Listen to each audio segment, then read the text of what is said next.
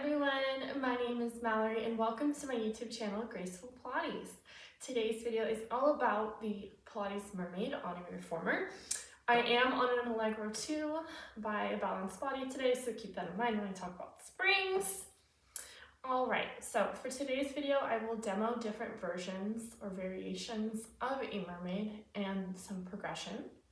And before we do that, I will talk about the spring load variation, as well as the muscles that should be engaged, form corrections, and modifications.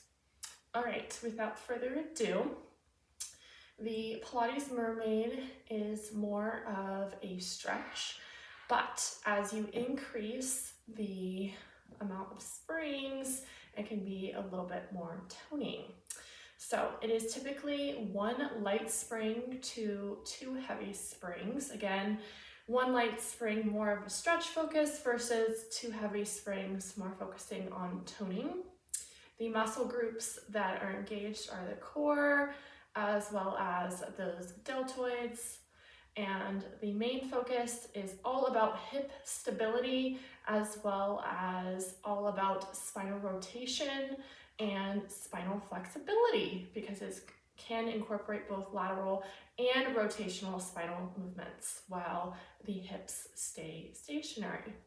There are many different ways to set up your legs for the mermaid, depending on if you have knee issues or progressing in the movement. There's also multiple ways to do the move, whether that is one-handed or both-handed. So I will show plenty of different ways to do the mermaid.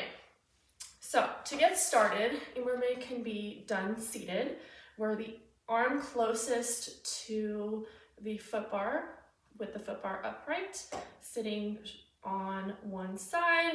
You're going to grab the foot bar with your inner arm. Outer arm is going to start by your side, and as you press out, keep in mind you want your arm touching that foot bar just in front of that shoulder. Press out, and your arm is going to go out overhead, palm facing you. The further you press out, the deeper the bend, making sure that you're not crunching, but you are lengthening. Good, and return. Now, another version of the mermaid, depending on if you have knee issues, would be where both legs are curved behind you, closest to, angled towards that shoulder block.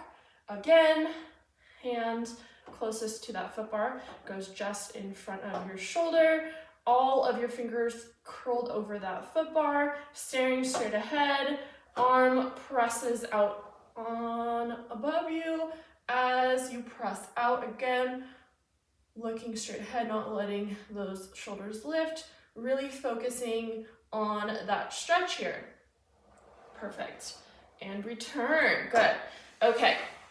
Now for more of a hip stretch, that is when you would incorporate the Z sit. So basically you create a Z shape with your legs here, with the leg that is closest to your foot bar being the one in front of you, with your hips more towards the front edge of that carriage. Again, arm closest to that foot bar, grabs that foot bar, and again, pressing on out, staring straight ahead, not letting those shoulders lift, not doing a crunch, doing a lengthen. Good. Now, a more advanced move on top of the Z sit would be with both of your hands grabbing the foot bar in front of you, shoulder distance apart, looking at your foot bar, and then creating that rotation. Head goes in between your arms. Holding it here. Again, holding that spinal rotation and returning.